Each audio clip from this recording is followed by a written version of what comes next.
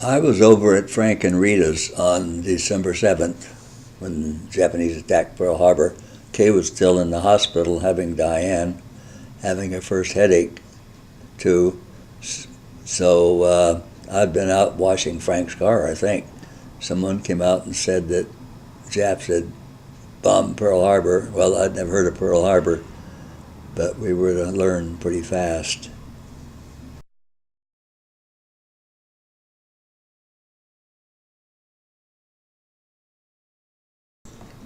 I worked for the UNL company at the time. It was down in Seattle on Elliott Bay. And this is my Coast Guard ID card.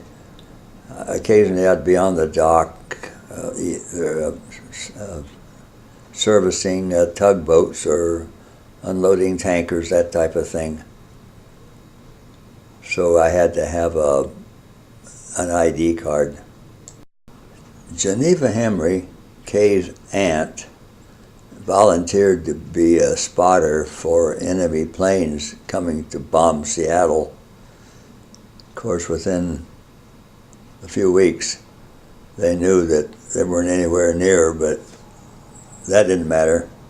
Keep the people interested, and somehow or another I fell heir to a card, probably managing her estate when she died. We lived at 321 8th Avenue, apartment 68 at this time. I was still working for the UNL company. This is right behind the Harborview Hospital. The spot where our apartment was is now a helicopter pad for bringing in patients to the emergency. We took advantage of the opportunity in some emergencies just to go over to the emergency room and get some medical help in case there was a little accident or cut or something. It was very convenient. This is one of the pictures I carried in my wallet all the time. I was in the Army overseas. We moved into Yesler Terrace about the time we got married, and we stayed there till after the war, and I started making too much money when I come back from the Army. But we were out having a free lunch at the Browns on Sunday, December 7th. My job there at UNL Company was what they call gauger. I gauged the tanks too when ships came in. I would gauge the tank and tell them how much they could put in it. Of course, at the start of the war, there was a war going on up in Alaska, as you know. The Japanese were invading Aleutian Islands, and there was quite an army up there, and we were supplying a lot of the oil and gasoline for the troops and the machinery. One time we had 5,000 barrels of diesel or something on a barge, and the big wind came up and all these 5,000 barrels rolled off into the bay. Fortunately, it wasn't. They all stayed in the tanks, otherwise it would have been kind of fouled up a few beaches. Of course, diesel dissipates fairly soon. Many of Dad's cousins served in World War I, and he seemed to have felt that he got left out. But he was a family man, and he had too many exemptions, and they didn't draft him. So in World War II, he did sign up. After a year or two, he decided it wasn't all that much fun either. So anyway, he was in the Marines. But I remembered that and decided I didn't want to be like him. So I wrote a letter to the draft board and told them to draft me. I was working there at UNL at the time. I didn't tell Kay. So that's how I got sent into the Army. I guess because I sent a letter more or less volunteering, that they decided I was going to be assigned to a regular Army outfit.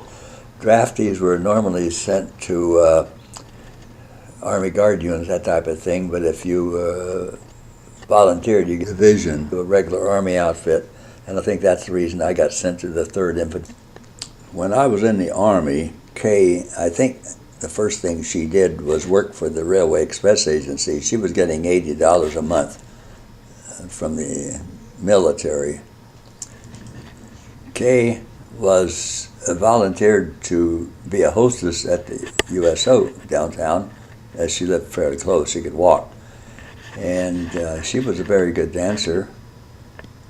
One of the nightclub owners wanted to hire her as a dancer at a club on First Avenue. Of course, that catered to the sailors from Bremerton or ships in the Seattle port. But she turned them down on that. But she met lots of sailors who have been on these ships that have been badly damaged in the Pacific War. And one of them was a Saratoga, and I believe, we didn't know it at the time, but of course my cousin Tommy Begley was killed on that ship, but these guys would come back all beat up. Well, like my brother, who was on the Lexington when it got sunk, and 25 of his friends got killed instantly, only friends he ever knew, so this could be a very traumatic experience. PTSD, who needed that? You know, they never thought of that those days. You put up with it. Sometime during this period, Kay got her mom to take care of Diane, and she came down to visit me. She got a job at the Paso Robles Inn doing housekeeping type stuff, but she must have made an impression on her. She mentioned that she had to clean the men's restroom, which is one of her duties. So a couple of weeks, she was there long enough for us, a couple of weekends for us to go to Pismo Beach, which is right off of Paso Robles. Paso Robles is on Highway 101. It was here that Jimmy Dean got killed in a car accident at the height of his career. And then later on, Paso Robles Inn burned down, so it is no longer there. But we went to there with a couple of friends, and I have some pictures of that housekeeping. On the Canadian Loop trip, where you go up into Canada and go east and come down into the U.S. Above the Glacier National Park, this airplane, I think it's a Lancaster bomber, they had it just there in a little park by the highway, and you could stop and look at it and admire the killer machines. She was there longer than just 2 weekends, because one weekend we went down to Merced, El Nido, and we didn't get over to Chowchilla, but well, we did too, I guess, because we went and stopped at the Begleys. That was when Tommy Begley, his son, was just home on leave from finishing boot camp before being assigned to the USS Saratoga. That's where he eventually wound up. But we were there that day. In fact, we were there when he turned and walked off for them never to see him again. I've always kicked myself for not taking a picture, because we certainly could have. I don't know why I didn't. I'll never know. But that was a sad time.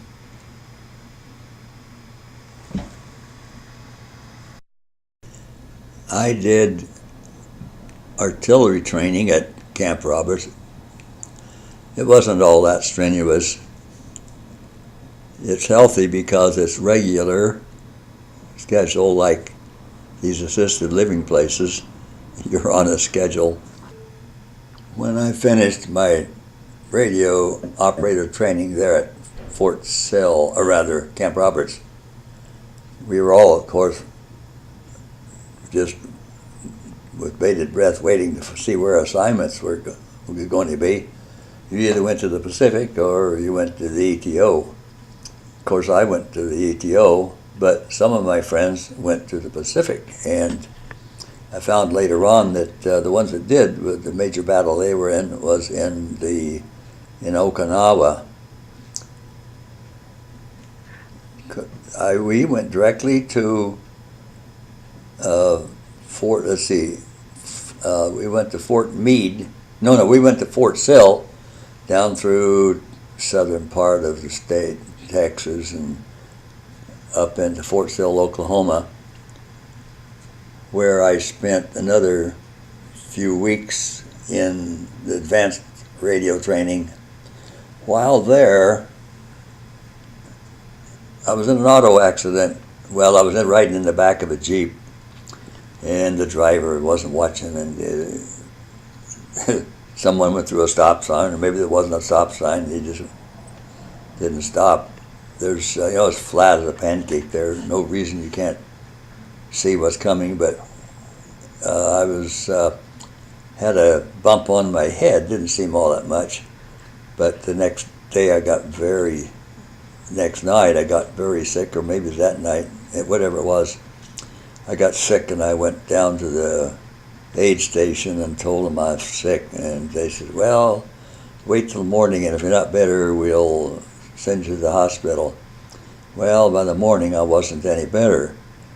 They set me up in the front seat, and I was shivering and cold and had the chills.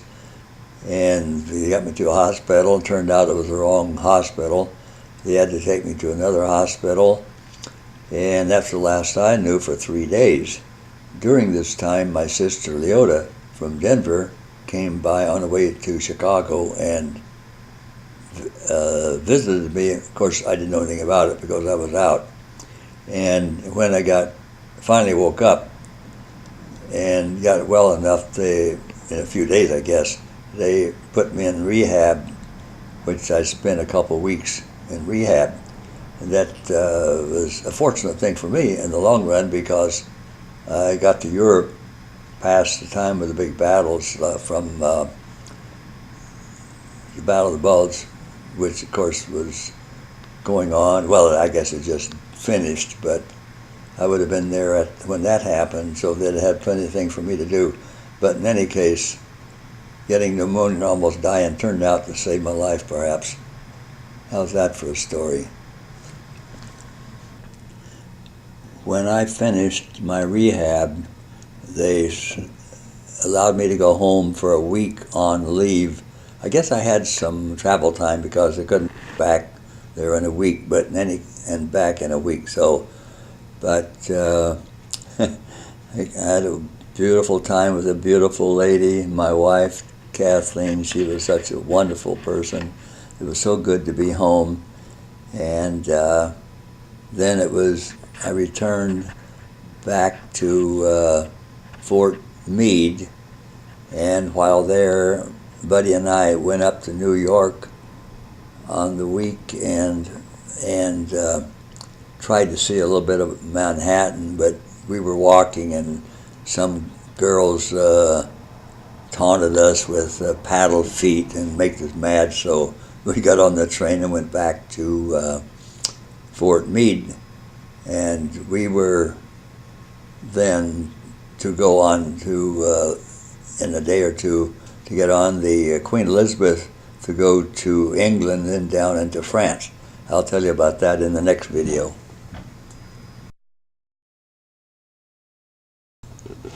Right here, there is supposed to be some nice romantic music to fit the pictures, but YouTube wouldn't like it, so I have cut it out.